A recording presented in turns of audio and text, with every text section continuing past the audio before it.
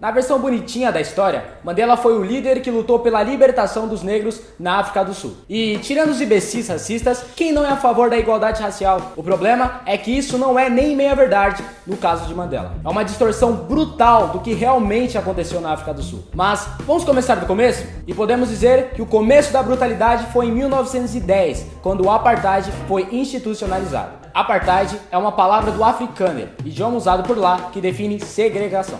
O regime era brutal, separando as pessoas por raça, inclusive geograficamente. Essa política tinha como objetivo criar uma reserva de mercado para os brancos. Um dos maiores crimes do Apartheid foi o Ato da Terra de 1913, que reservava 87% da terra do país para a posse dos brancos e segregava etnias negras em territórios etnicamente homogêneos e administrativamente autônomos, conhecido como Bantustões. Havia 10 deles. O resultado foi um roubo massivo da terra legítima dos negros, que ficaram também impedidos de adquirir terras. Em 1948, novas leis consolidaram o apartheid de vez. Note-se que eram tempos difíceis para todo mundo. O nazismo recém havia sido derrotado na Europa. Nos Estados Unidos, a democracia líder do mundo, a segregação racial ainda existia na forma de lei em quase todos os estados do Sul. A resistência começou através do Partido Congresso Nacional Africano, o CNA, fundado em 1912. Em 1960, o então maior líder do partido, Albert Luthuli, recebeu o Prêmio Nobel da Paz por sua resistência pacífica. Entretanto, o mesmo ano seria marcado pelo protesto de Sharpeville,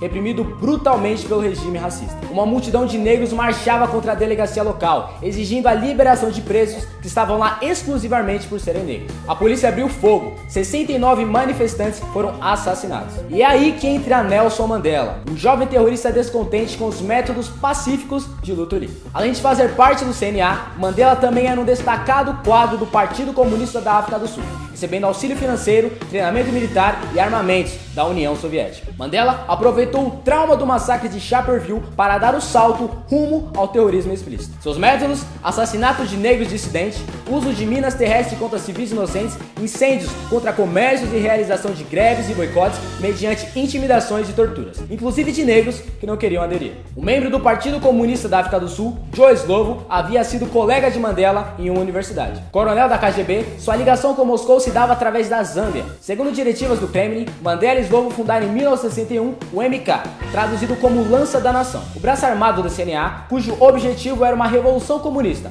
como preconizava a agenda soviética para o continente. Em 1962, Mandela recebeu treinamento militar na Argélia, dos países onde os membros do CNA recebiam instrução em táticas de guerrilha, terrorismo e tortura. Outras localidades em que os terroristas comandados por Mandela recebiam treinamento incluíam Cuba, Egito, Etiópia, Coreia do Norte, Rússia, China, Alemanha Oriental e Tchecoslováquia. Em 1963, Mandela finalmente foi preso, junto com outros líderes terroristas, e teve início o famoso julgamento de Rivonia, onde 10 líderes do CNA foram julgados por 221 atos de sabotagem. A ONU, com forte influência do bloco soviético, conseguiu emplacar a versão de que Mandela era um prisioneiro político. Já a Anistia Internacional afirmou claramente que ele foi condenado por seus atos de violência, tais como terrorismo e contrabando de minas terrestres. Durante as investigações, foi apreendido um documento conhecido como Operação Maibuye, cujo comando supremo seria composto por Mandela, Slovo e Joe Modise. O documento continha um plano detalhado de guerra revolucionária que teria sido traçado como consultoria soviética e maoísta. Consistia em dividir o país em 4 regiões que seriam invadidos por pequenos grupos guerrilheiros de 10 homens cada, cuja missão era causar levantes nas comunidades e tribos através de dissimulação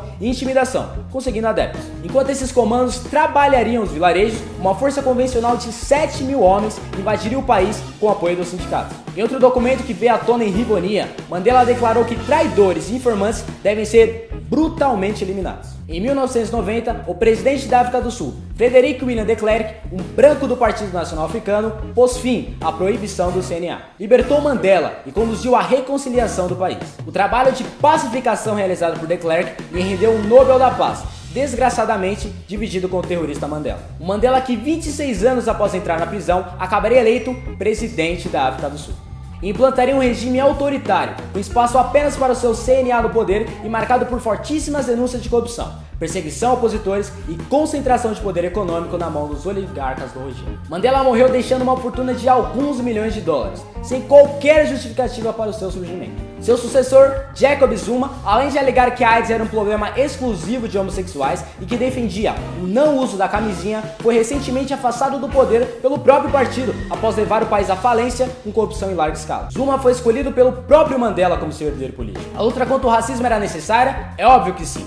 Tanto que o CNA, antes de Mandela, já realizava. A violência encontra alguma justificativa? É difícil defender isso quando o século XX trouxe os exemplos de Mahatma Gandhi e Martin Luther King. Gandhi libertou sua Índia dos colonizadores britânicos sem dar um único tiro, sem ferir um único civil, sem um único ato de terrorismo. Luther King fez desmoronar as leis racistas dos estados do sul dos Estados Unidos da mesma maneira. Mobilizaram seu povo e derrotaram o racismo com superioridade moral. Mandela talvez seja o caso de lavagem de biografia mais bem sucedido dos comunistas e esquerdistas em escala mundial. O CNA que Mandela sequestrou poderia ter sido o Partido da Reconciliação e Unificação Africana. Serviu para perpetuar a guerra racial no país e mantê-lo subdesenvolvido. É importante que conheçamos a história como ela realmente aconteceu, inclusive para que ela nunca mais seja repetida.